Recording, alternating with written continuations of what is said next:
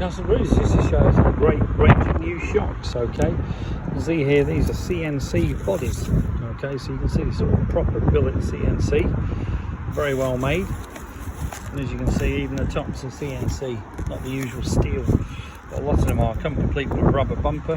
The great thing about these is you can actually adjust the preload, so you can actually unscrew this and this. You can actually adjust the ride height by undoing this lock nut here and adjust the ride height so it's longer or shorter. But you can also adjust the preload with this one, so you can basically have it, you know, low and hard or low and soft, high and soft, high and hard. Okay, every woman's dream.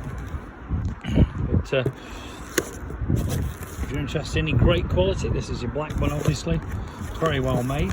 These are made in the States as far as I know, not the Far East. But very, very good quality. If they weren't, we wouldn't be selling them. If you know me, if it's crap stuff, I'm sorry, we just don't sell it. If you're interested, give us a call, 01773835666, customcruisers.com, or the new site, customcruisers.eu. Thank you. Retail on these. These are the premium shocks, which are adjustable ride height and also spring in. You're looking around about £300 mark.